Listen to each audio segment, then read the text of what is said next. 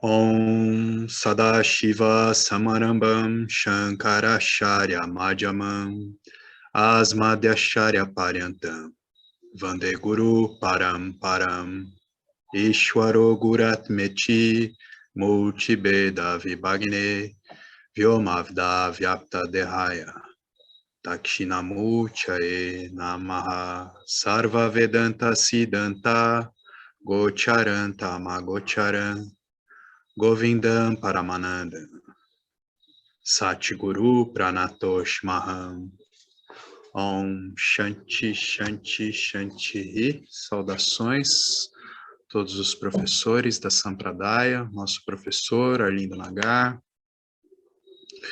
que todos estejam em paz, que o conhecimento vedantino brilhe na mente de todos. Então a gente estava aqui falando desse sofrimento que é comum a todos nós, falando do momento em que Krishna ele passa a ser o guru, né? Ele deixa de ser aquele que está ali servindo Arjuna como cocheiro, e o momento em que Arjuna passa a ser o seu shishya, o seu discípulo, né? Depois desse Arjuna Saranagati, essa rendição, né? Então, ele quer aqueles ensinamentos, e aí, aqui a gente já está no terceiro capítulo, mas a gente parou nesse ponto em que traz um comentário falando que o segundo capítulo traz essa essência de todo o Gita. Krishna prescreve apenas uma solução para a dor, e é Atman, Atmayana, somente. Então, esse autoconhecimento firmemente estabelecido na mente é a solução para todo o sofrimento psicológico que deriva de toda a dor, né? Esse verso aqui, se eu não me engano, é o verso 11 do capítulo 2. Então, para eu não ficar aqui tentando chutar na trave com o jeito que eu leio o sânscrito, vamos ouvir. Deixa eu só selecionar ele aqui. É isso mesmo, é o verso 11. Então, vou pôr aqui para tocar.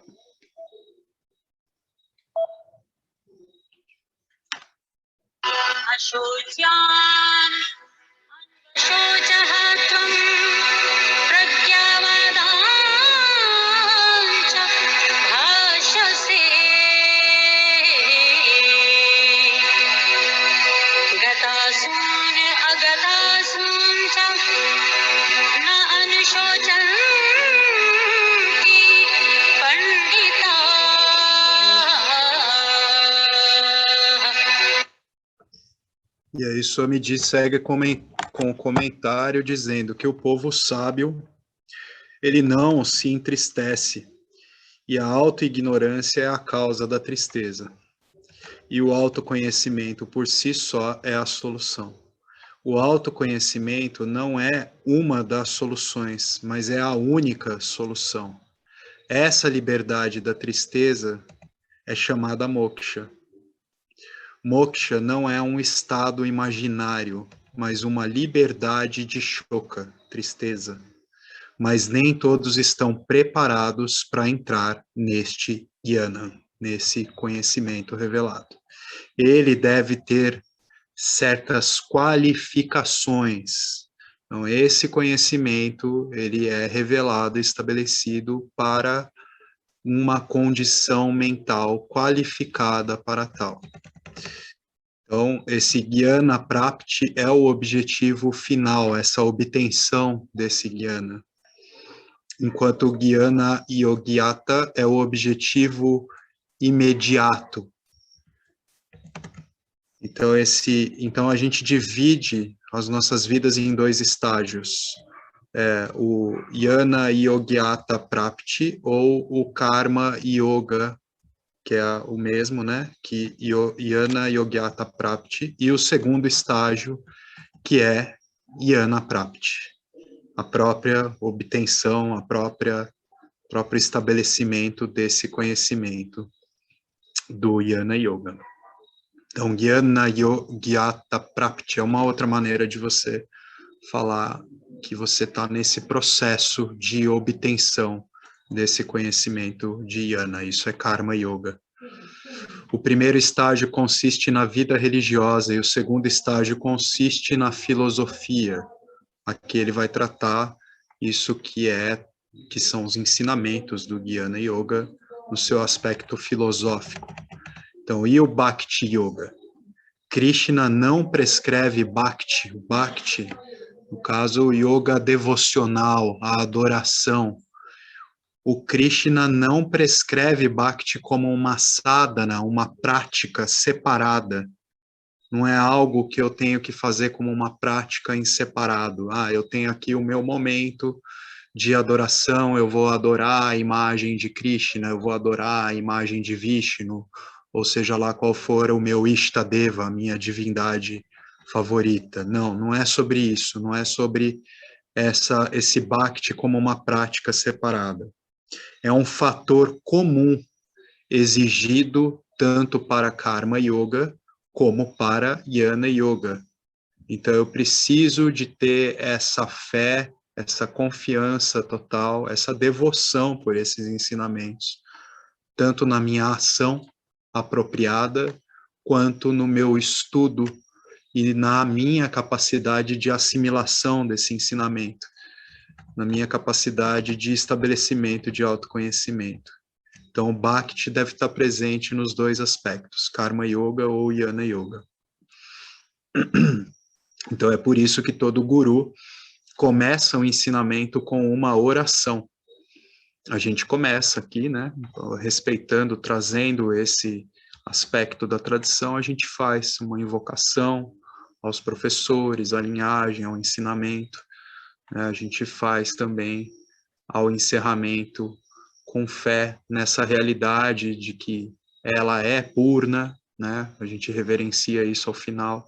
Então, é sempre assim, o ensinamento é dado com esse aspecto que a gente pode dizer que é algo do Bhakti Yoga que está ali, mas pontuando e permeando o ensinamento todo, né? Então, no segundo capítulo, o segundo capítulo apresenta Jnana Yoga e Karma Yoga como Jnana Yoga Yogyata, em poucas palavras.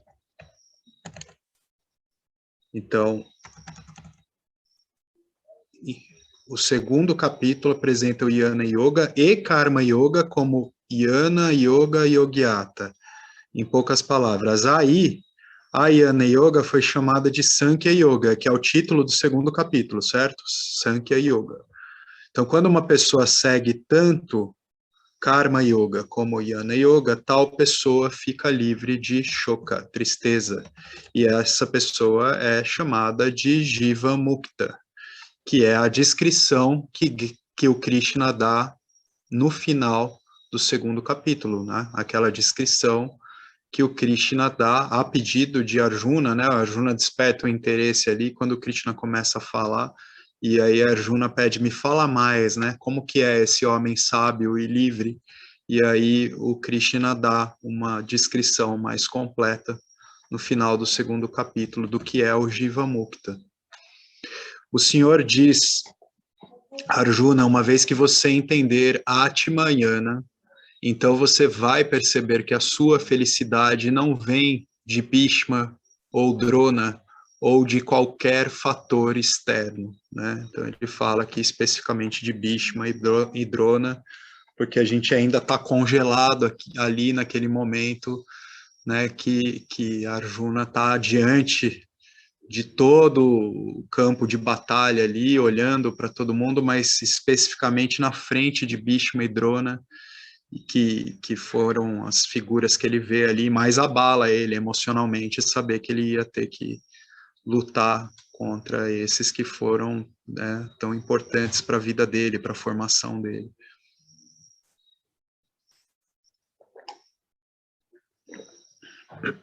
Harion. Então, A felicidade não vem de nenhum fator externo. A felicidade vem somente de Atamaneva. Fatores externos não perturbam a minha paz de espírito. Atamaneva poderia ser algo como essa realidade, né, sempre presente. Então, fatores externos não perturbam a minha paz de espírito. É como ter um gerador quando o fornecimento de energia acaba. Isso está sempre presente, sempre disponível, independente daquilo que acontece. Tendo dado o ensinamento de Karma Yoga e Jnana Yoga em poucas palavras, Krishna elabora o ensinamento a partir do 3º capítulo. No 3º capítulo, antes da gente entrar nele, alguém gostaria de falar algo, trazer algo, perguntar? Então vamos lá. Então, no 3º capítulo, Lord Krishna elabora sobre Karma Yoga, ou Jnana Yoga Yogyata, e é por isso que esse capítulo se intitula Karma Yoga, e aí, pelo que eu estou entendendo, ele vai, que nem ele faz ali a divisão, como que é a divisão, né, do 2º capítulo, no 3º capítulo a gente tem assim, o verso 1 até o verso 20, ele está abordando Karma Yoga. O verso 20 até o verso 34 trata do Shestra Acharaha, Shesta Acharaha, que é o estilo de vida do ancião, né, dos homens sábios ou mulheres sábias, para servir de modelo para a próxima geração. E, finalmente, os últimos versos tratam do Karma Krodha Jaya, que é aquilo que se refere à nossa capacidade de autocontrole, né? O domínio sobre os problemas causados pelo Kama e Krodha, a gestão dos desejos e da raiva. Sem aprender a administrar a si mesmo, tentar administrar o mundo é ridículo. Então vamos pegar um a um e resumir. Ok? Então essa é a divisão dos ensinamentos apresentados ao longo dos versos do 3º capítulo. Então, o primeiro tópico é Karma Yoga. Ele é composto por 2 partes, Karma e Yoga. Aqui, Karma significa ação apropriada e Yoga significa a atitude apropriada. Né? Em outras palavras, a gente pode olhar para a palavra Karma, né, sempre como ação, é o significado radical dela, vocês sabem, e Yoga como essa ação em sua inteireza, uma ação integrada com o meu entorno, né? Então, a gente também pode tratar assim. Então, é sobre a nossa ação com uma atitude apropriada. Uma pessoa torna-se um Karma Yogi se as suas ações são adequadas e a sua atitude também é adequada. Então, Karma Yoga é a ação apropriada mais a atitude apropriada. O que você quer dizer com a ação apropriada? É uma pergunta. Nas escrituras, 3 tipos de ações são mencionadas. A primeira chama-se Nishkama Karma. São ações obrigatórias prescritas nas escrituras, quer se goste ou não. Nishkama Karma, o Nishkama, significa não baseado em suas afeições e aversões.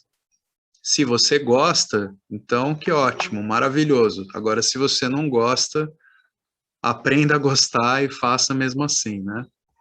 Não se trata de eu não vou fazer, não quero, não gosto, né? É aquilo que precisa ser feito.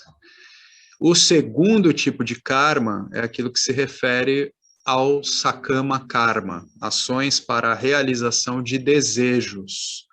Desejos que provocam karmas, né? Outros resultam em karmas, né? A ação toda encadeada em causas e efeitos. Ações para a aquisição de desejos materialistas, como nome, fama, dinheiro, posses, etc.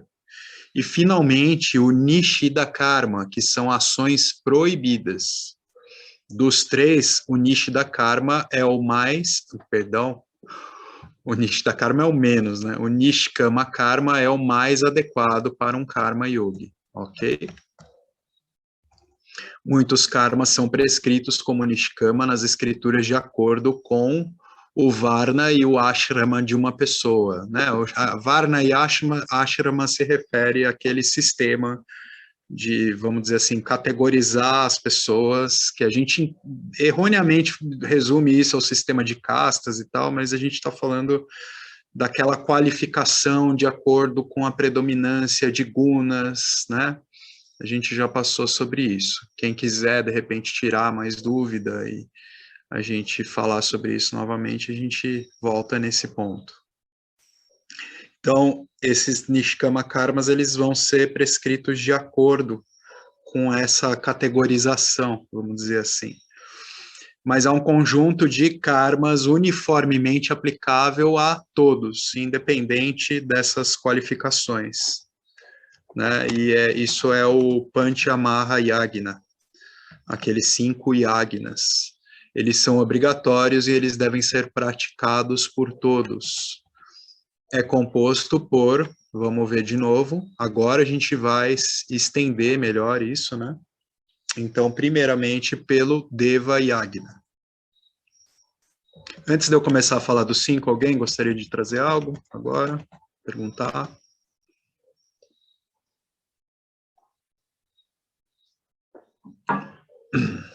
Então, vamos lá. Deva Yagna é a adoração regular a deuses em qualquer forma que uma pessoa goste, desde a forma mais simples à mais complexa. Pode ser Agnihotra Oman e o Upasana virá sob isto. Não sei o que se refere exatamente a esse Oman, esse ritual. Agnihotra, eu não conheço essa palavra, se alguém souber aí e quiser trazer. Mas é quando eu tenho, né, a partir de uma figura, aquilo que para mim é um símbolo de Ishvara, eu pratico essa adoração com regularidade, né? Tenho lá o meu altarzinho, o meu cantinho, aonde eu pratico essa reverência, né? Pode ser Agnihotra Oman e o Upasana virá sob isto. A gente está falando de uma prática, de um Upasana aqui. O mais simples seria oferecer umas poucas flores ao Senhor e fazer namaskar, né? Uma reverência, uma saudação. Simples assim. Acorda de manhã, vai ver a luz do dia, olha para o sol, agradece. Então, B, Pitru Yagna, adoração aos pais, essa reverência aos nossos ancestrais, né? Sejam eles vivos ou mortos. Matru Devo Bhava, Pitru Devo Bhava é uma importante injunção, independentemente da natureza dos pais. Não se trata de perguntar se eles são merecedores ou não. A qualificação de pai é suficiente, né? Queira ou não, graças a esses estamos aqui. Letra C, Rishi, Brahma e Yagna. Então, Brahma e Yagna é a adoração de Rishis, ou Rishi Yagna, adoração de Rishis, esses sábios, esses anciãos. Né? Então, eu faço essa adoração através do estudo regular das escrituras. Pode-se honrar as nossas escrituras de duas maneiras, ou cantando slokas, as estrofes, os versos, ou propagando, compartilhando esses ensinamentos. Não é meramente manter livros sobre Sarasvati, Pudya e ter um arati. Você deve estudar as escrituras. Letra D, Manushya Yagna. Serviço aos semelhantes. Todos os tipos de serviço social serão incluídos nisso, né? Então, entra aí aquele aspecto da gente servir aqueles que podem ser menos favorecidos. Qualquer doação que a gente possa fazer, a gente pode fazer, incluir isso como um Manushya Yagna. servindo, né, a sociedade, fazendo serviço social. Bhutta Yagna, serviço aos assim chamados seres inferiores. Então, a gente vai falar dentro, né, desse entendimento de Budi. O Budi é muito bem, um Budi afiado, vamos dizer assim, é aquilo que nos qualifica como esses seres superiores, mas é somente nesse sentido que a gente tem uma qualificação superior, né? Então, nesse sentido, como esse Budi não está presente nos outros seres sencientes, então eles são qualificados somente nesse sentido como inferiores, né? Então, as árvores, os animais. Então, eu digo, até o Swamiji vai falar aqui, eu digo assim chamados, às vezes me pergunto, porque às vezes eu me pergunto se nós somos superiores ou inferiores, né? Então, nós nos lembramos de suas contribuições para nós, né? Afinal das contas, a gente pode ter essa reverência até pelo reino mineral, porque a gente é dependente de tudo, toda essa senciência viva ou não viva, conforme a gente entende que é o reino mineral. Então, nós reverenciamos, a gente tem que reverenciar. Os Panchamaha Yagnas são os Nishkama Karmas a serem feitos obrigatoriamente por cada Vaidika da forma como é possível. Então, a gente tem que fazer esses 5 Yagnas aqui. Ô, okay? Fábio, posso fazer a pergunta? É o seguinte. Bora. Uma questão que me surgiu lá no início do livro, eu lembro que ele está grafado em caixa alta, assim, da gente não compartilhar os ensinamentos, a não ser que seja solicitado e tal. Essa é uma... sim. E aí, um desses yagnas você propagar. Então, como que você entende isso daí? Eu entendo que ele deve ser propagado dentro dessa tradição. Então, uma vez que aquele que está qualificado para ter acesso a esse ensinamento, ele também, a Sampradaya, ela só se sustenta porque existe a propagação, porque existe o Paramparam, né? Então, é essa tradição de sucessão entre guru e shishya, né? Guru e discípulo. Que eu imaginei. Eu acho que é bom de deixar isso bem claro, porque as pessoas... mas então eu posso, porque ele diz que eu devo propagar, e de repente, qual é o contexto disso, né? Eu acho importante isso daí. Muita gente vai assistir, aquilo, vai né? ler, vai assistir. Aquela história, né, Marcelo? A gente já se pegou nesse ponto várias vezes aqui. De repente, para um grupo de Vedanta que é muito dentro de uma tradição, o que a gente está fazendo aqui é heresia. Mas a gente tem que ter um bom senso, né? Obviamente, a gente não está falando aqui, como a gente já explorou isso algumas vezes, de fazer um proselitismo, né, do Vedanta, né? Pegar isso aqui impresso e colocar debaixo do braço, bater na porta da casa das pessoas domingo de manhã. Você já ouviu falar da palavra de Krishna? Não é isso, né? Então, bora. Agora a gente vai falar do Sakama Karma. Sakama Karma.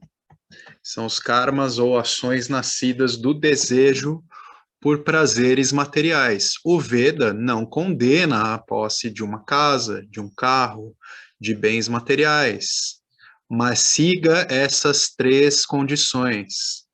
Letra A, que todos os desejos sejam legítimos, tanto os fins como os meios. Então, quando você tem um desejo, você deve verificar a legitimidade desse desejo e se você faz aquilo que você faz para obter esse desejo, é uma ação adequada, né? os Vedas nunca proíbem uma pessoa de querer uma casa, ou carro, ou telefone, e etc., mas dizem que os desejos devem ser legítimos.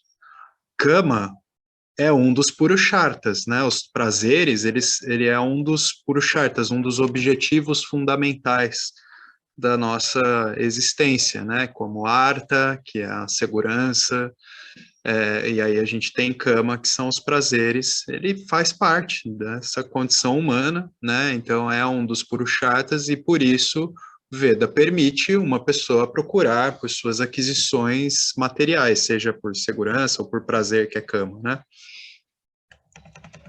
Não tem nada de proibitivo. A questão é simplesmente verificar os seus desejos, a legitimidade deles e o curso da ação que você vai traçar para conseguir obtê-los. Que os desejos sejam moderados. Reserve também algum tempo para a atividade espiritual. Aqui já a letra B, né? Então, se você dedicar a sua vida inteira para o Kamya Karma, os Kamya Karmas, no sentido assim, esses karmas que você faz só autocentrado, né? Aquilo que eu quero para mim, desconsiderando o meu entorno. Então, não vai haver tempo para educação espiritual. Então, que os desejos sejam moderados. Considere o campo também, né? Contente-se com o que você tem, em vez de se comparar com os seus vizinhos. Seja grato por aquilo que você tem, por aquilo que está presente, aquilo que está disponível. Letra C, que os desejos não sejam vinculativos. Se forem, né, se eles estiverem realizados, tome isso como uma graça de Ishvara, a graça do Senhor. Se eles não estiverem realizados, se não forem realizados, aceite isso também como vontade de Ishvara. Foi colocado aqui Bhagavan, uma outra palavra. Se os desejos forem realizados, é a bênção de Deus, é a bênção dessa totalidade. E se eles não forem realizados, é a vontade de Deus, é o desígnio, é assim que é para ser. E de qualquer maneira é a bênção também. Ok? Então, assim, karmas moderados, legítimos, não vinculativos, são permitidos. Mas a parte principal do Karma Yoga é o Nishkama Karma, ou os Panchamaha Yagnas. Esses 5 Yagnas que a gente leu lá no início. Número 3, agora a gente vai falar daquilo que é proibido, né? Nishida Karma, essas são as ações que se deve abandonar imediatamente, aqui e agora. Você não pode esperar por uma data ou hora auspiciosa. Portanto, o Nishkama Karma se torna a parte principal do Karma Yoga. Só que ele fala isso no final. Eu acho que essa frase devia até estar solta do item 3. Deveria pular a linha. Nishkama Karma se torna a parte principal do Karma Yoga. Não está aqui explorando mais sobre Nishida Karma. Vamos ver o resto do texto.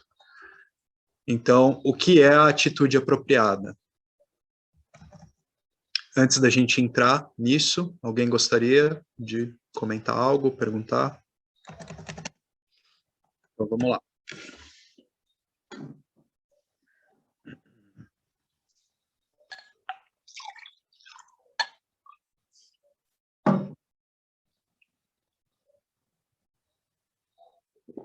Então,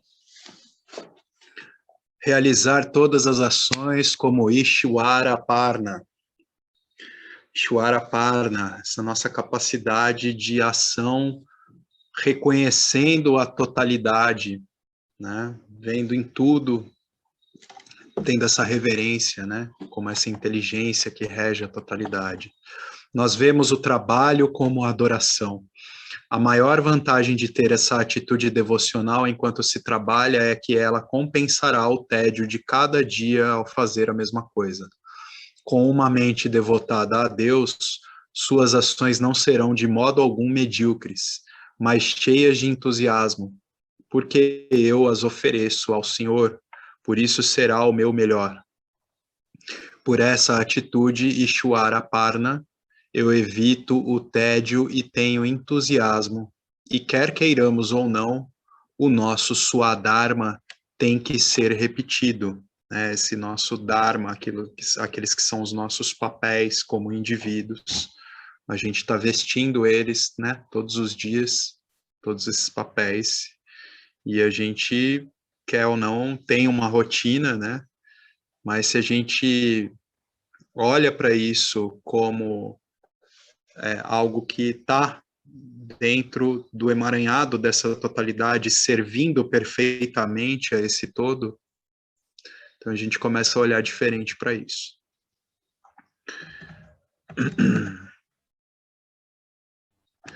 Se eu sou um professor de português, eu tenho que repetir as regras gramaticais todos os anos. Se eu sou cozinheiro, então cozinho arroz e macarrão todos os dias. Um contador vai continuar a calcular os números. Qualquer dever é uma repetição. A repetição traz tédio e a única solução é mudar a atitude. Ishwara-parna. Isso faz de ti um karta dármico, aquele que age de uma maneira dármica. Por mais que você, né, se veja entediado por aquilo que você faz, claro que todos nós a gente pode mudar esse swadharma em algum momento, mas se você tem uma determinada ação rotineira como a sua obrigação, uma maneira de você dar um upgrade na atitude, na postura que você tem com isso, que de repente você já está meio entediado daquilo e tal, é olhar para o senso de servir a um todo, a uma comunidade, né, que tem o papel importante que tem na função que você cumpre.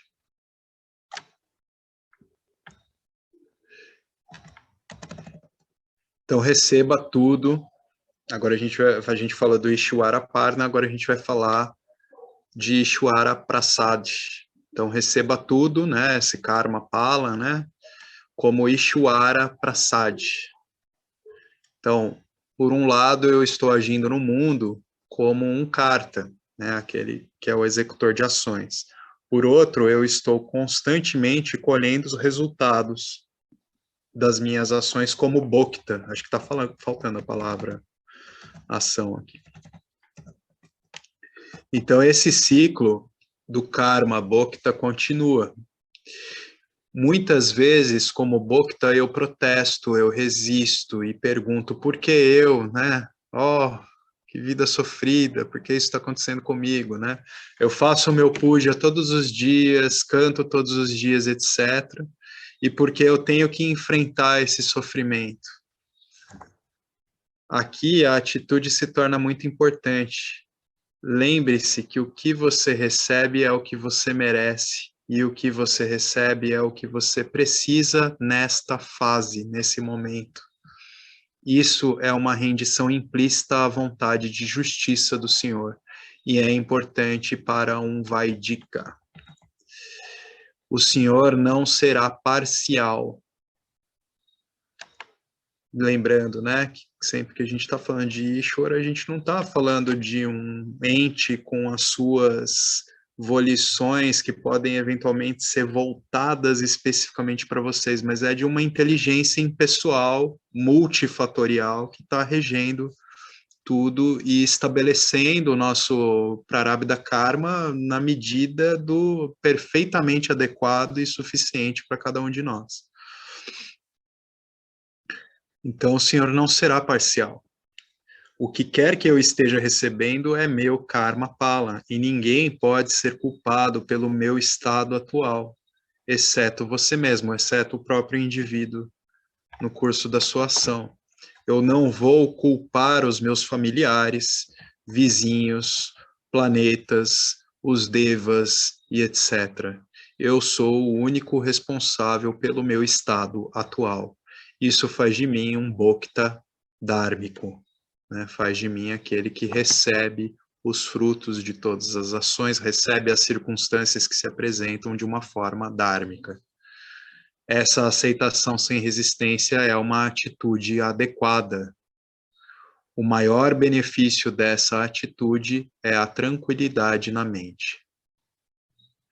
A resistência é a causa de toda a tristeza, depressão e medo. Uma vez que não há resistência e somente aceitação, então a tranquilidade é o benefício. Portanto, a ação apropriada mais a atitude apropriada com relação ao Karma Pala é Karma Yoga. Esse Karma Yoga Krishna apresenta a partir de 4 ângulos diferentes. Isso é, Karma Yoga pode ser visto de 4 pontos de vista diferentes e você pode escolher qualquer ponto de vista dependendo do seu nível de maturidade a seguir e seguir o Karma Yoga. Então vamos falar desses 4 pontos de vista. Antes da gente entrar nele, alguém? Perguntas, reclamações? Então vamos lá. Assuma esses karmas obrigatórios ou ações como mandamento de Bhagavan, ou vidhi, destino. Assuma isso como seu destino. O Senhor é o mestre, todos nós somos seres criados. Bhagavan providenciou este mundo para nosso uso, e ele colocou algumas condições e deveres, assim como os governos colocaram alguns deveres e leis. Como cidadão, eu tenho que pagar impostos e, do mesmo modo, eu tenho certos deveres como cidadão do cosmos. O Bhagavan é um mestre que nos ameaça. Vamos entender essa coisa da ameaça aqui. O Bhagavan é um mestre que nos ameaça, porque a maioria das pessoas só segue as regras quando são ameaçadas. A maioria das pessoas é imatura. A maioria de nós não segue os sinais de trânsito a menos que haja um policial. Nós somos imaturos para apreciar os sinais de trânsito voluntariamente e por isso o governo tem que ter um policial para fazer cumprir as leis. As leis humanas, elas não precisariam existir, né, se todo mundo fosse dotado de bom senso. Se todo mundo fosse gente boa, não precisava de lei nenhuma. E olhando para o todo com bom senso, né? Infelizmente, as pessoas precisam de ameaças, então é nesse sentido que está a palavra ameaça aqui, para seguir as regras. Ameaça não é um sinal saudável, mas inicialmente mentes grosseiras exigem isso para que elas cumpram as leis.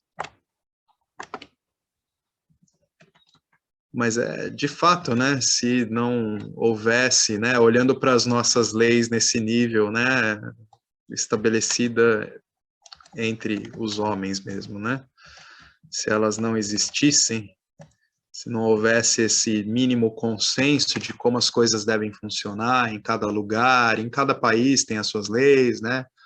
Às vezes cada município e tal, mas assim, se não existisse um mínimo regulamento ali de trânsito, de tudo o que fosse, né? O ser humano já tinha atacado fogo em tudo, né? O planeta já estava frito há muito tempo, né? Então é por isso que dizemos, ele é uma pessoa temente a Deus, em vez de dizer ele é uma pessoa amorosa a Deus. Então essa coisa do temor a Deus que tem, a gente vê muito, né, na tradição católica, sobretudo, né, vem disso, né?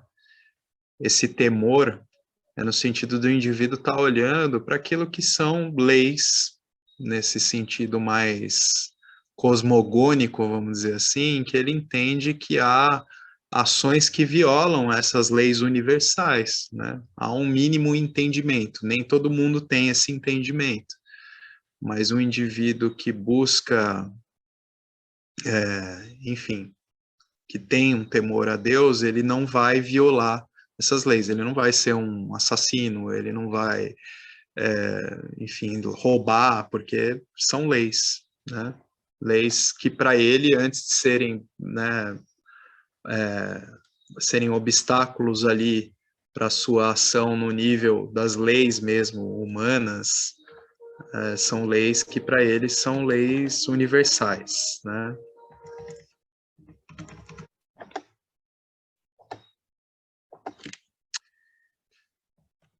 Então, o que é Karma Yoga? Antes da gente ir para esse parágrafo, alguém gostaria de comentar algo, trazer algo?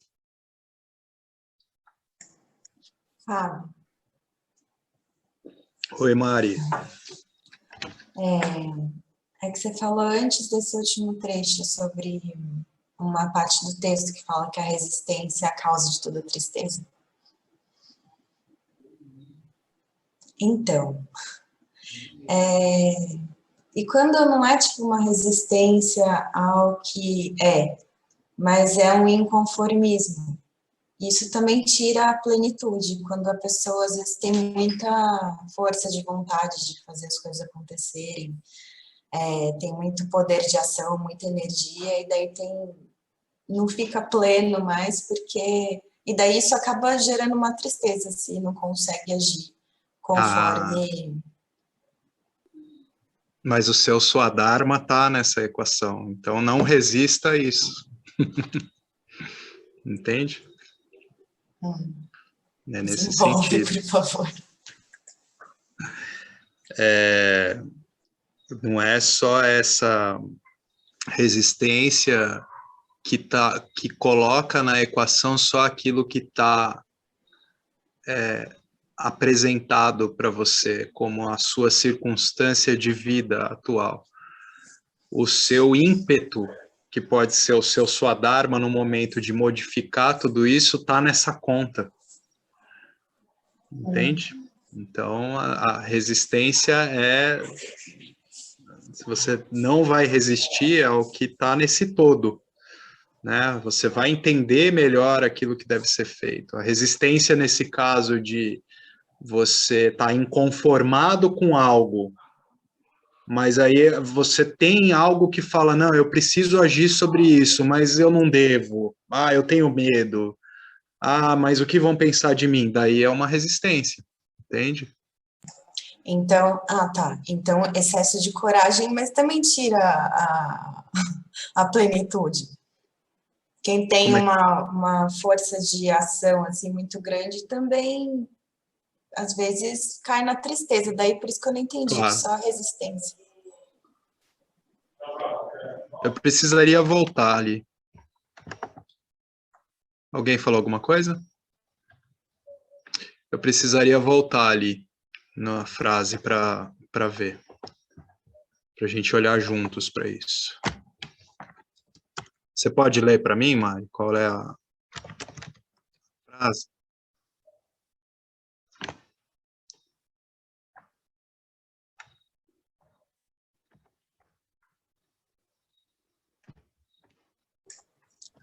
Eu não falei, né? Tava mute. Foi o trecho todo, mas foi principalmente a frase: a resistência é a causa de toda a tristeza. Uhum. Então, eu queria olhar no contexto todo.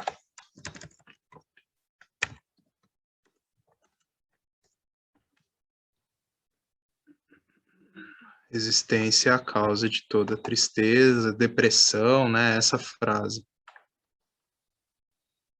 Essa aceitação sem resistência é uma atitude adequada. A gente estava falando do Ishwara Parna, ou do Prasada, do Ishwara Prasad. Isso que eu estou tentando lembrar. Ishwara Prasada, esse parágrafo. Então, essa grata aceitação pelas circunstâncias que se apresentam.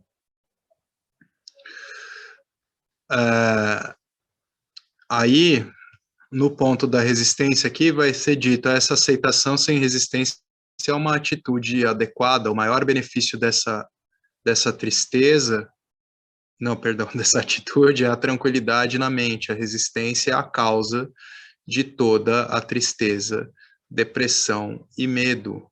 Uma vez que não há resistência e somente a aceitação, então a tranquilidade é o benefício. Mas é isso mesmo, Mari, a gente não está falando só daquilo que se estabelece como o cenário e simplesmente eu tenho que aceitar. Não, a minha ação está nessa equação. A gente está falando de totalidade, a gente nunca se exclui, né? Então, me veio em mente aqui o Swami Chinmayananda, por exemplo, que era um cara que tinha uma verve de ação, assim, né? Um acharya, um professor que foi professor do professor desse Swami que a gente está lendo aqui, né? E ele tinha um ímpeto de ação muito grande, assim.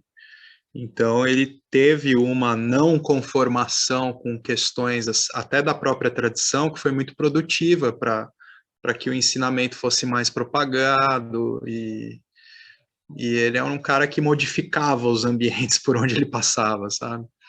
Eu lembro de uma passagem da Glória Arieira contando, assim, que não deu certo deles chegarem num ponto lá que era para todo mundo ir para um ashram, e aí atrasou o percurso todo, e eles tiveram que parar para comer numa estação de trem.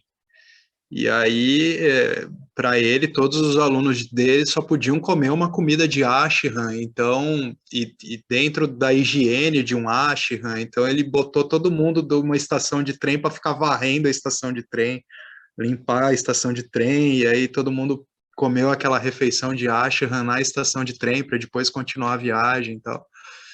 Então, essa coisa que é da natureza, esse impulso de ação do indivíduo está na equação, isso está fluindo, entende? Ele não tem uma resistência a isso, ok? Então, se você é uma rebelde cheia de causas, e esse é seu Swadharma, tá tudo bem, tá tudo beleza.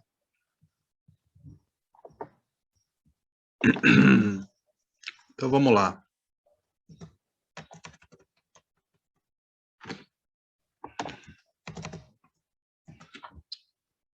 Alguém lê para mim um pedacinho de onde eu estava, por favor? Que eu fui mexer aqui e perdi.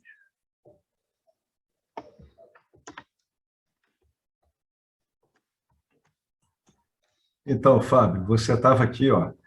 Então, o que é Karma Yoga? É um mandamento de Deus. Pelo menos as pessoas vão agir por medo de ir para o inferno. Uhum.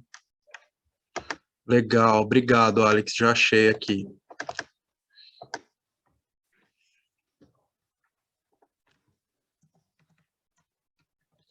Então, é uma maneira também da gente olhar para Karma Yoga. Se a gente está falando daquilo que é a minha ação apropriada, então eu também estou olhando para essas leis universais que, embora eu não as compreenda completamente, eu tenho um senso de ação que não é para não violar o meu entorno, né? Não violar a totalidade. Então é um mandamento de Deus, pelo menos as pessoas vão agir por medo de ir para o inferno. Então existe esse aspecto do Karma Yoga, onde, como a gente estava falando lá, do karma, que é voltado, por exemplo, para os nossos desejos mais autocentrados mesmo, mas tudo bem, eles podem ser legítimos, eu olho para a legitimidade deles, e aí eu vou olhar também para a maneira como eu ajo para obter aquilo que eu quero, ok? Então, se eu pensei, porventura, em violar, manipular a mente de alguém, manipular alguém para obter algo que eu quero, né, olhando para isso de uma maneira mais abrangente, eu já vou me deparar com algo que não me faz sentir bem eu agir daquela maneira. Então, eu não vou agir daquela maneira, não vou violar as leis. Então, letra B, uma vez que uma pessoa se torna madura, então o mesmo dever ou karma que nós olhamos... É aqui mesmo que eu estava, né? Eu ia começar esse item B. Uma vez que uma pessoa se torna madura, então o mesmo dever ou karma que nós olhamos de outro ângulo. Ficou solta essa frase, que uma vez que uma pessoa se torna madura, então o mesmo dever que nós olhamos... Não entendi. uma pessoa amadurecida não aceitará ameaças. E para tal pessoa, Karma Yoga é um yagna. Então a gente estava olhando inicialmente como essa ameaça, isso que, né, dentro, né, até da cultura mais cristã, a gente se vê muito, né, falando sobre temor a Deus e tal, mas vamos olhar agora de uma maneira mais abrangente, né? O indivíduo maduro, ele não tem essa relação com o campo em que ele precisa de tantos regimentos e ele se sente ameaçado, porque ele não está na sua ação, empreendendo as suas ações no mundo, com um senso de querer só aquilo que ele quer e dane-se o resto, né? Então, não passa muito pela mente desse indivíduo a violação de regras, né? Então, ele não está muito orientado por essa coisa da ameaça.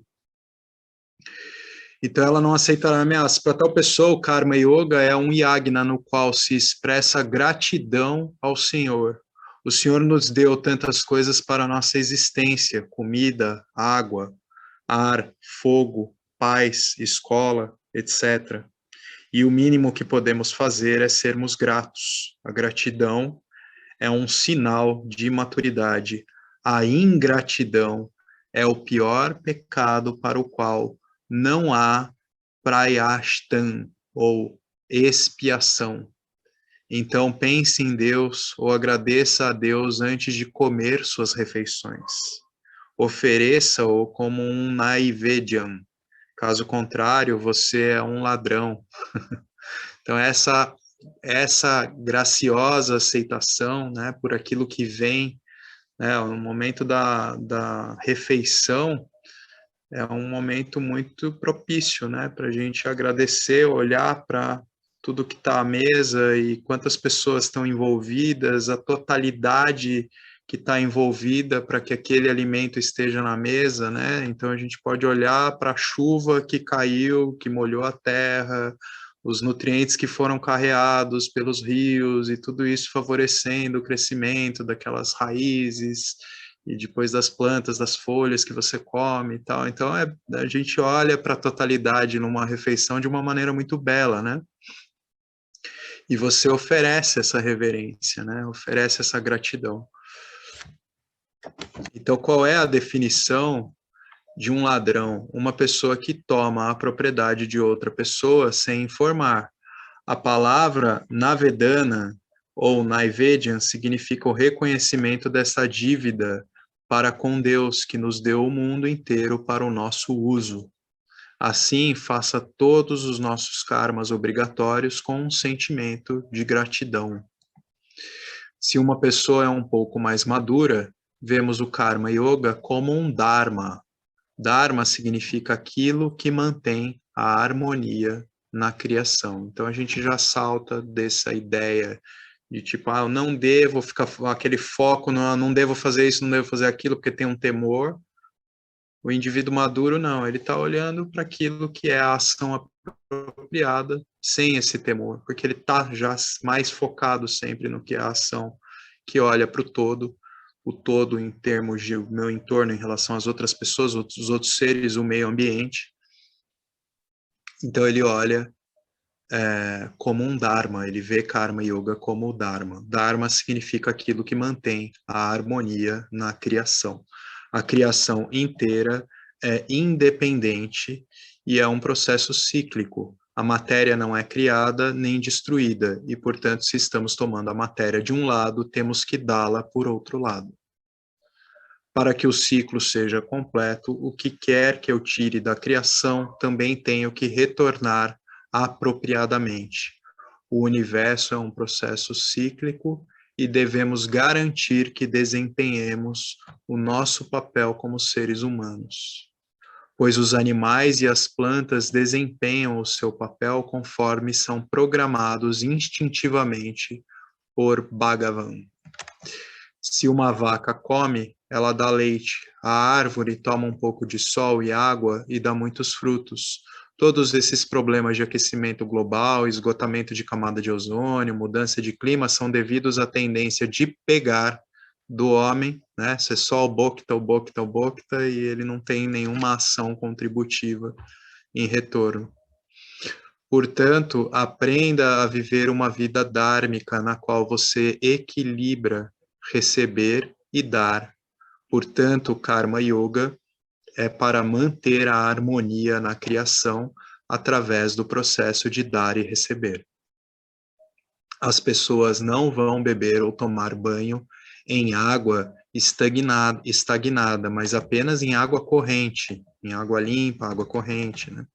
Da mesma forma, quando você recebe dinheiro ou conhecimento ou riqueza, compartilhe-o com os outros. Caso contrário, ele se tornará estagnado e causará doenças para você. É por isso que nos velhos tempos, quando tinham dinheiro em excesso, faziam um yagna para distribuir riqueza. Mas na vida moderna atual, não existe tal coisa como o excesso de riqueza, pois temos tantos meios para gastar. O que Krishna diz é compartilhar. Deixa eu só entender isso aqui. Mas na vida moderna atual não existe tal coisa como o excesso de riqueza, pois temos tantos meios para gastar.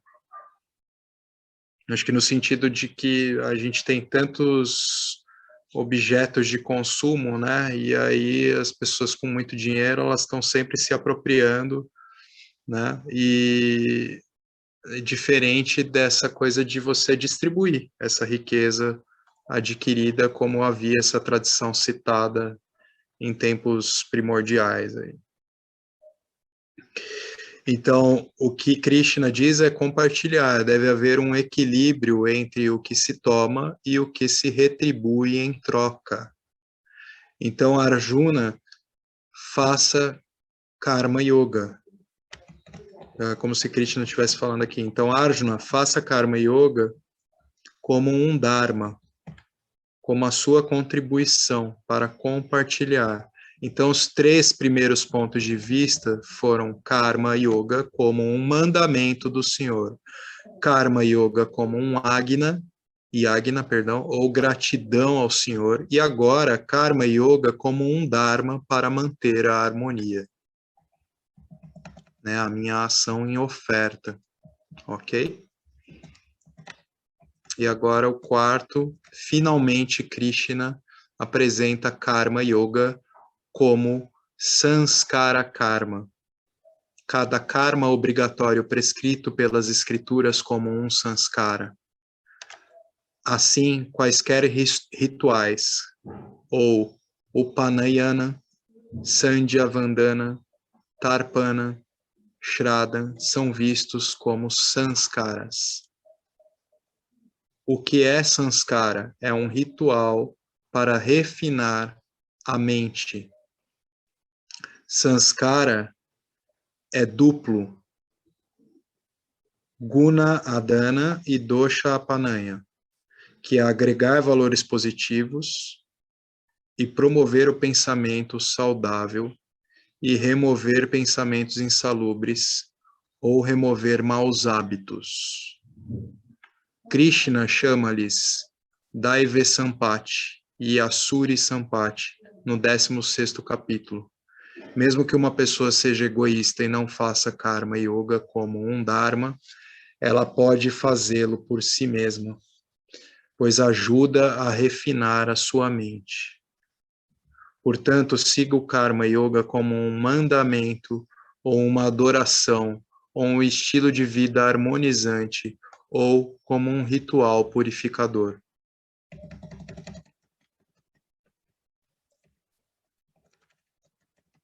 E aí, pessoal, alguém gostaria de trazer algo agora sobre esse parágrafo? Boa noite, eu gostaria, mas não sei se estão me ouvindo. Oi, estou ouvindo, Eliana. Tudo bem? Estou com o celular aqui, tá difícil. Então, tá. Eu sempre fico, enquanto você fala, em outros momentos, mas hoje até mais. Não consigo deixar de fazer uma conexão entre essas coisas que você fala e o caminho óctuplo. Ah, né? Sim. No budismo. E É muito curioso, né? Isso, essa não é impressão minha, então, isso é real. Não, porque tem essa raiz mesmo, né? Os Vedas foram base desse ensinamento todo. Ah, tá bom, então. Tá bom, obrigada, porque é muito legal. A segunda seção deste capítulo é Shrestha Acharaha. Eu disse que Karma Yoga é necessário para um buscador purificar a sua mente e ganhar autoconhecimento. Suponha que uma pessoa tenha atingido Chitta Shuddhi ou Jnana. Ela se tornou pura ou realizada, né? Pelo autoconhecimento, essa pessoa está autorrealizada. Então, a pergunta é, essa pessoa ainda deve seguir o Karma Yoga? Deve ele continuar com o Swadharma? Puja diário ou Sandhya Vandana, né? Então ele deve continuar com as suas práticas, ele deve continuar exercendo os seus papéis, o seu Swadharma. É para esse indivíduo com autoconhecimento uma questão praticar o Karma Yoga? Não é mais uma questão praticar o Karma Yoga, né? Esse é o ponto para o indivíduo autorrealizado. Ele tem uma ação integrada para com o campo que já é algo natural e expresso pelo próprio autoconhecimento estabelecido na mente desse indivíduo. Então, tecnicamente, não é necessário, porque o Karma Yoga é para Chitta Shuddhi e ele já chegou a essa fase, ou seja, o Karma Yoga é praticado para que a gente tenha esse Chitta Shuddhi, para que a gente tenha Jnana, para que a gente tenha o autoconhecimento estabelecido, e esse indivíduo, ele já logrou esse autoconhecimento. Então, para ele, é algo que passa, não é algo que passa a ser assim, eu já passei o estágio do Karma Yoga, então descarto tudo. Não, não é isso. A questão é que ele não se torna mais um praticante de Karma Yoga. Isso, para ele, é algo que está muito integrado, né, na personalidade do indivíduo. Então, ele já chegou a essa fase. Então, é como lavar um pano lavado e depois rasgá-lo ou viajar para um destino depois de ter chegado ao seu destino. Ou seja, né, qualquer sadhana só é necessária até o sadhya ter alcançado. Depois de atingir o objetivo, a sadhana torna-se irrelevante, né? E isso também faz lembrar dos apontamentos de Swamiji a respeito das nossas dependências salubres, né? A gente depende desses ensinamentos, a gente depende desses estágios de desenvolvimento, esses estágios para a nossa gradativa qualificação mental, né? Começando pelo Karma Yoga, né? Que é a integração da nossa ação com o meu entorno. E aí, no momento que aquilo já me serviu para me levar até o autoconhecimento, então deixa de ser, para mim, uma questão de praticar aquilo, né? Isso está integrado. Então, qualquer sadhana só é necessária até o sadhya ter alcançado. Já li isso. Arjuna faz a pergunta se uma pessoa pura ou realizada ainda deve continuar a praticar Karma Yoga. A resposta de Krishna é sim. Mesmo que para você possa não ter relevância fazer Karma Yoga, deve-se servir de exemplo para outros, particularmente para a geração mais jovem. Se você está vivendo em uma sociedade, aí tem um trecho de um verso aqui.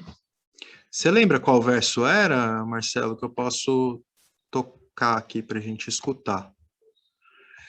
Então, ele cita um verso do capítulo 3 e depois está dizendo, então ele pode não precisar de Karma Yoga, mas a próxima geração e as pessoas ao redor precisam desse estilo de vida religioso, né? Um estilo de vida religioso para com a própria vida, né? Para com as nossas ações integradas, religadas, né? Com o todo, ok?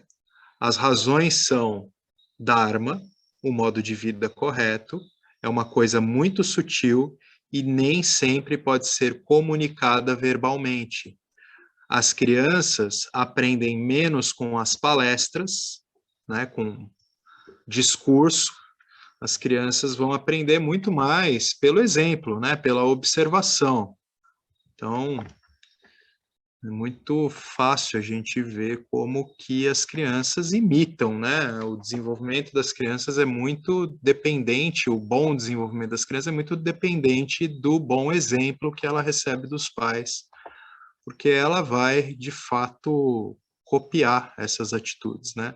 Então, portanto, os mais velhos, quer necessitem ou não, devem continuar a fazer Karma Yoga para dar o exemplo à próxima geração.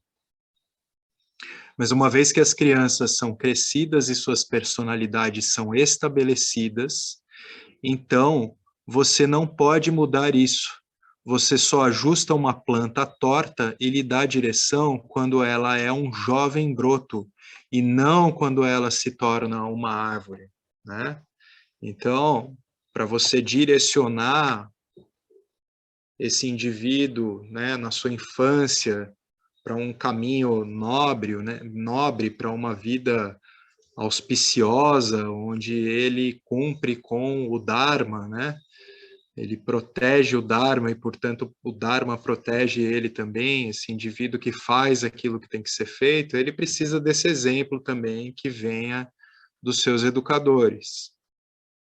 Se ele não teve esse bom exemplo, vai ser provavelmente algo que é fruto de muito mérito se esse indivíduo lá para frente começa a se questionar para a mudança das suas próprias condutas e começa um processo de autoinvestigação, e com isso ele também exerce força de vontade para mudar a sua circunstância de vida. Então, essas práticas védicas não podem ser absorvidas uma vez que a personalidade está estabelecida em um indivíduo. Daí não tem mais exemplo, né, que vai servir. Aí é só o curso do karma de cada indivíduo que, porventura, né, ele pode começar um processo de autoinvestigação e aí ele com a devida qualificação mental, ele se aproximar desses ensinamentos. Na verdade, ela tem que ser absorvida do próprio ventre. Quando a criança é muito jovem, o Fusquinha alado voltou aqui. Quando a criança é muito jovem, os pais não podem comunicar e a criança só observa. Você não pode explicar por que fazer namaskara a uma Mahatma. Então, são coisas que a criança vai absorvendo pelo exemplo, né? Você reverencia, você saúda uma pessoa mais velha, um professor, um sábio. Não é uma coisa que só você dizendo para a criança isso tem que ser feito, ela vai fazer. Então, ela está vendo a sociedade no seu entorno tendo essa reverência pelos professores, pelos mais velhos. Aí isso vai ser natural para ela. Mas quando você faz namaskara, eles imitam. Se o pai é médico, então a criança usará os brinquedos como estetoscópio.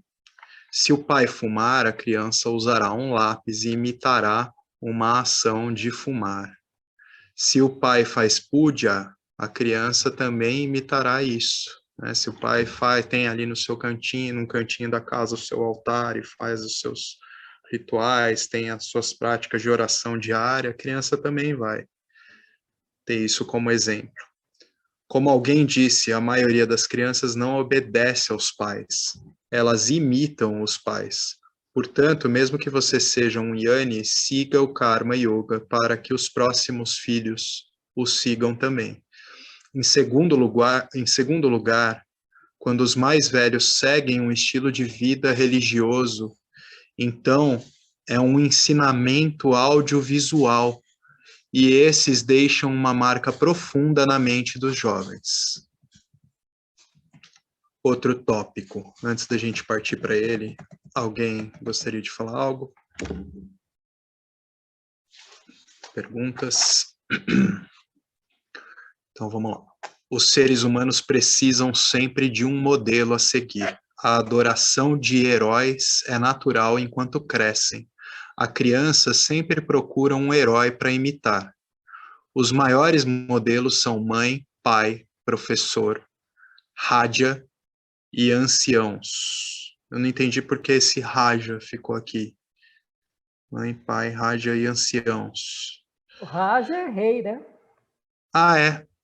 É outra maneira de falar rei, não só de Rajoguna. Sim, obrigado. Bem lembrado, Marcelo. Então, os governantes, né? Os líderes em geral, né? Então, caso contrário, esses são os maiores modelos. Caso contrário, eles continuarão a correr atrás de atores, jogadores de cricket, do futebol também, né? O Michael Jackson está aqui. O Swamiji colocou o Michael Jackson aqui, né? Então, essas estrelas, esses pop stars, eles vão ser os exemplos de uma geração, se eles não têm bons modelos ali, né? Como pai e mãe, é só isso que resta. Como pai e mãe, se não tem bons modelos como professores, como líderes da sociedade. Então, se só resta os popstars lá, esses vão ser os modelos que eles vão querer seguir, né? Então, sem dúvida, essas pessoas, né, o Michael Jackson, por exemplo, podem ter algum talento, mas normalmente não tem nenhum valor, né? Aí a gente pode entrar numa discussão dessa colocação aqui de Swamiji, mas tem um contexto que ele está falando, né? Não tem nenhum valor nesse sentido, né, de servir como um exemplo que fundamenta a educação dessas crianças de fato. Claro que tem valor pelo seu talento, pela sua capacidade artística, etc. e tal. As crianças precisam de heróis e os pais são os primeiros heróis. Caso contrário, eles irão para essas estrelas de cinema. Por isso, o Jnani, ou os pais, devem ser um modelo para os jovens, né? Outro tópico, nenhum valor ou nenhum dharma é absoluto. Varia de situação para situação. Rama simboliza a devoção total aos pais, enquanto Prahlad foi fundamental para que seu pai fosse morto. Nós adoramos tanto Rama quanto Prahlada também. Você deve se opor ou desobedecer aos pais? Então, aí a gente já está falando de escritura com a qual eu não vou ter familiaridade. Se alguém quiser trazer essa passagem aqui, de Ramayana, aí eu agradeço. Mas não é um valor absoluto, varia de acordo com as situações. Krishna dá o valor de ahimsa em todo o Gita, e no final ele diz para Arjuna, luta, Arjuna, vai e lute, né? O que significa que a ahimsa é uma regra geral, mas há exceções, né? A ahimsa é o valor da não violência, que é como um dharma universal mesmo, mas aqui a gente está falando do Dharma como o Vishesha Dharma. Então, a gente poderia olhar para o Dharma, assim, como a plataforma de sustentação que rege a totalidade, mas conforme ele tem as suas esferas circunscritas, é como se a gente fosse colocando nuances que vão estabelecendo situações específicas, né? Quanto mais circunscrito está uma situação, mais eu tenho uma situação em que esse Dharma, por exemplo, do Ahimsa vai ser relativo, porque nesse caso eu estou lutando, no caso da guerra no campo de Kurukshetra, eu estou lutando para restabelecer o Dharma. Então, uma ação enfática que pode ser vista como violenta, né? Eu ter que lutar, eu ter que guerrear, ela é necessária, ok? Então, o que significa que a rinça não é uma regra geral, há exceções. Portanto, qualquer valor depende de tantos fatores. Quando há conflitos no Dharma, disse, sigam os shretas, ou os anciãos. Ok? Sigam os anciãos. Os anciãos vão saber olhar para a situação de uma maneira mais adequada e impessoal para dizer aquilo que deve ser feito. Temos que seguir alguém que absorveu o espírito do Dharma à medida que o tempo e as circunstâncias mudam na sociedade. Portanto, é importante que os mais velhos sigam um estilo de vida de Karma Yoga de modo a dar o exemplo à próxima geração. Quer precisem ou não de Panchamaha Yagna, né, aqueles 5 yagnas do Nishkama Karma, eles devem praticar isso todos os dias para o bem dos outros. Se o pai se levanta e toma um banho e faz a sua oração, a criança vai seguir isso. Ou se ele acorda e lê um jornal com um café na cama, a criança seguirá isso. Então, Shreta Acharaha é muito importante. Então, Arjuna, você luta nessa guerra se você é um Ayani. Você luta se fores um Yani também. Ah, tá.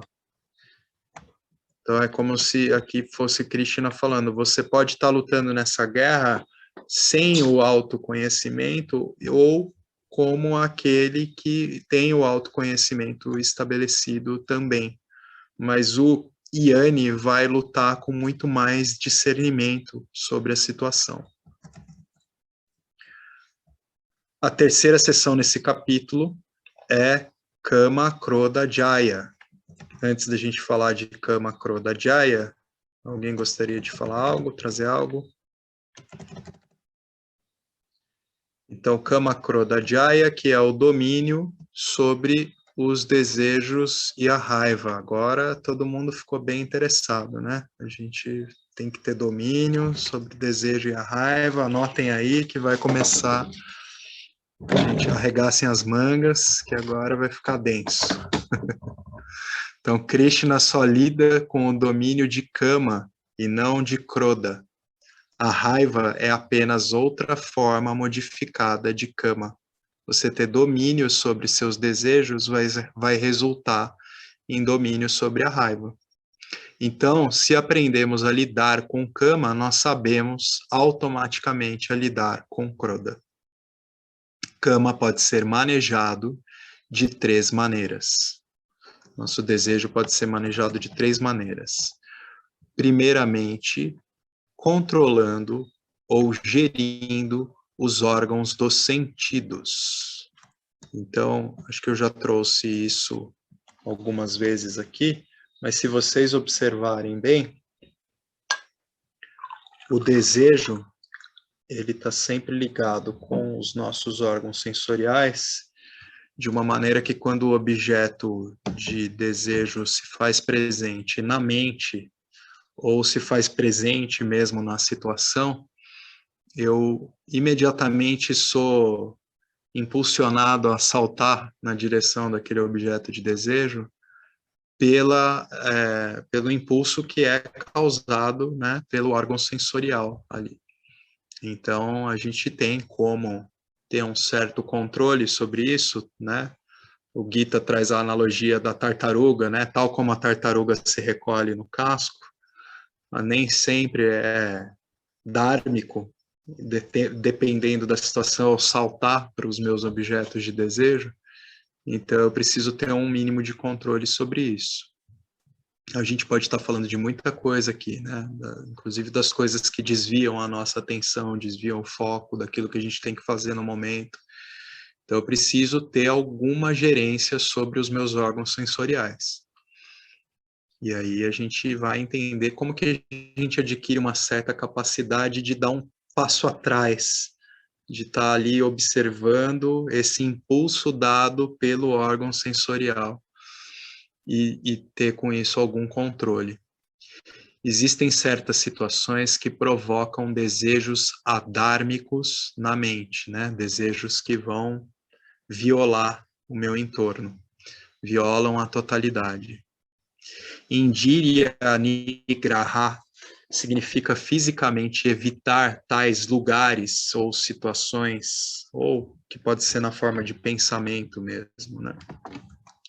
Desista de ter certos tipos de livros, ver filmes ou programas de televisão que provocam emoções grosseiras, ou evite interagir com pessoas muito grosseiras, se for possível. Então, esse é um primeiro conselho. Portanto, evite sensualmente tais situações, ou sensorialmente, né?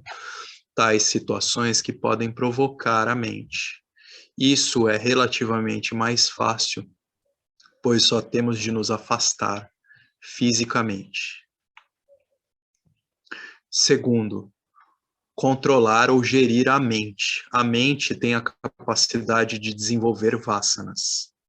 O que quer que se esgote, né? Lembrando vasanas, aquelas tendências que estabelecem os nossos padrões mentais, condicionamentos e tal. Então, o que quer que se esgote forma um sulco e a mente fica viciada, né? A gente fez aquela analogia da vasana como a gotinha escorrendo no topo de uma esfera perfeita, assim, o topo do morro com a abóboda perfeita. Então, a vasana, ela vai escorrer num determinado sentido que vai formar um veio e a segunda vez que pingar a gotinha ali vai seguir aquele mesmo curso, né? Aprofundando cada vez mais essa vasana, né? Aprofundando cada vez mais esse veio. Então, a mente desenvolve as vasanas assim, né? É um mecanismo de auto-reforço, assim, né? Ela é um mecanismo cíclico, né? Que vai reforçando essas mesmas tendências. O que quer que se esgote forma um sulco e a mente vai ficando viciada. É como criar o hábito de ler o jornal diariamente ou ver notícias na televisão todos os dias. Evite sempre as ashubha-vasanas e encoraje as shubha-vasanas. Se você está formando algum mau hábito, quebre-o no próprio começo, né? Então, essas ashubha-vasanas, essas vasanas que não são favoráveis ao nosso cotidiano, para que ele seja mais produtivo e tal, evite essas. E substitua por tendências que tornam o seu dia a dia mais producente, produtivo. Então, se você começa a formar algum mau hábito, quebre-o no começo. Não encoraje pensamentos malignos na mente. Se você desencoraja tais pensamentos, então eles não podem continuar. Qualquer linha de pensamento requer o nosso apoio para continuar e florescer. Todo pensamento é como uma bicicleta, mas não continue pedalando pensamentos insalubres. Se você tem o vício no Gita, então é um bom vício, encoraje. Assim pode haver tantos bons vícios. Isso é manonigraha. Então a gente deve fazer uma conversão aí, né, dessas vasanas que tornam o nosso cotidiano menos produtivo para vasanas que são favoráveis. né? Então, o estudo que me leva ao autoconhecimento, que pode ser através do Gita, né? Então, se isso está se tornando uma vassana para você, ok, essa é uma boa vassana, ok?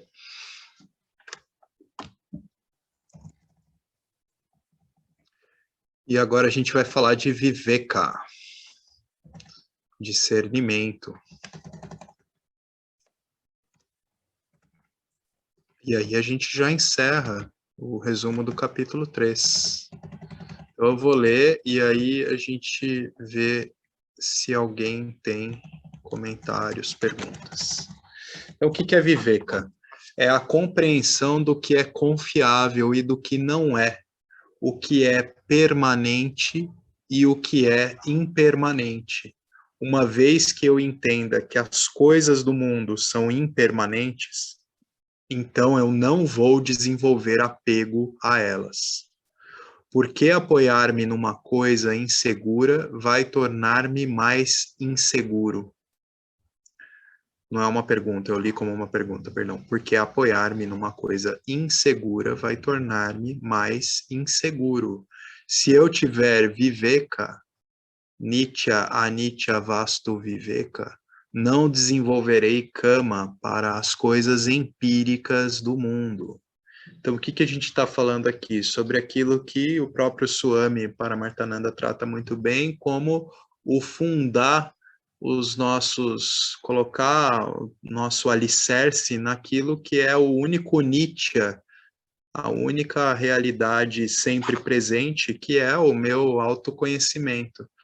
Então, na medida que eu vou compreendendo tudo aquilo que é da base empírica do mundo, tudo aquilo que é da condição experiencial, como algo que, ok, tem um valor utilitário para mim, serve ao meu desenvolvimento, mas isso não é nitya, é anitya, é uma realidade passageira, não é estável, é a impermanência.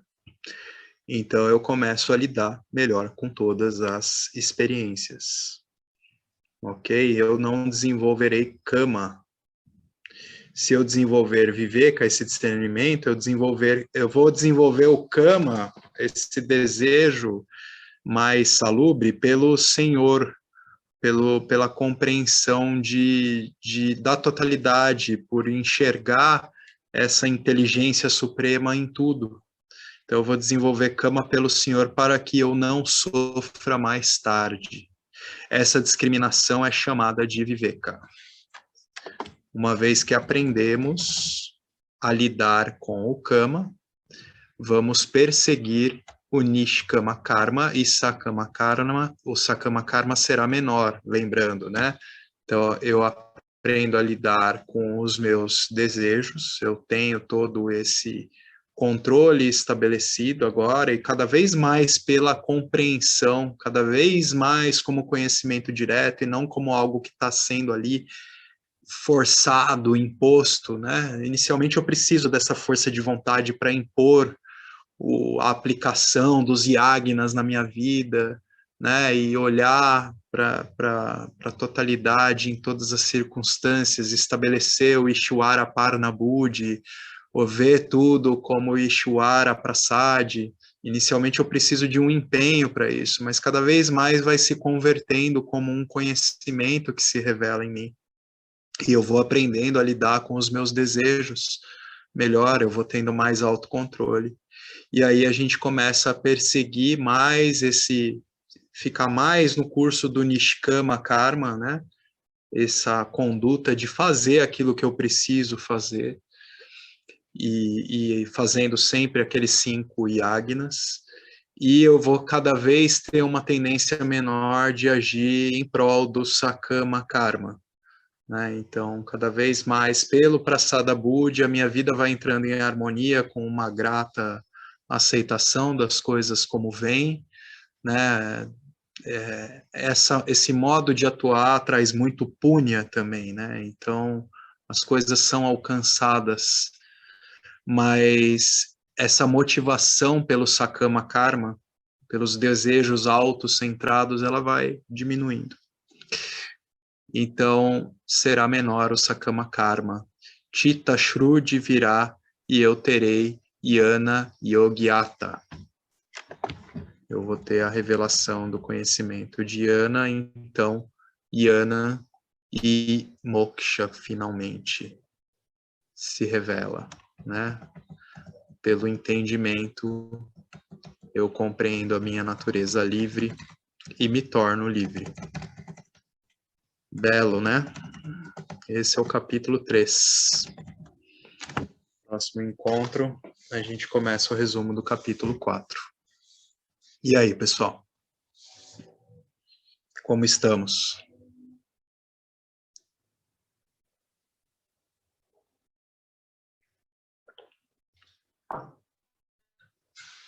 Purnamada?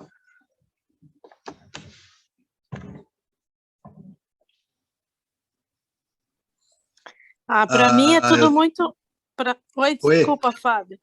Não, fala, querida, pode falar. É que para mim é tudo tão novo e tão...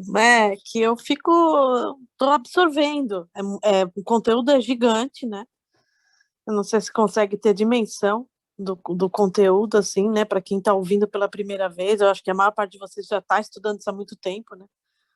Eu não, então eu só posso agradecer, assim, porque é muito denso, às vezes eu não consigo nem, eu tenho que parar, voltar. Então, obrigada. Só esse comentário que eu queria fazer. Ok, obrigado você, querida, pela presença. Estou vendo agora as coisas que apareceram no chat aqui. Obrigado pelo esclarecimento do Oman, que é o Agni Hotra. Porque Agni é fogo, né? É a cerimônia do fogo, é verdade. Obrigado, Irene. E aí eu vi aqui um kkk da Eliana, não sei porquê. Foi pelo helicóptero que baixou aí. No momento do besouro gigante. Legal. Ok, pessoal. Obrigado aí pela presença de todos. Tem mais mensagem para baixo, deixa eu ver. Obrigado, quero ouvir os ensinamentos. Obrigado você, Lorene. Então, Om Purnamada Purnamidam Purnamudachyate Purnasya Purnamadaya Purnameva Vashishyate. Om Shanti, Shanti, Shanti. Boa noite a todos. Um ótimo descanso.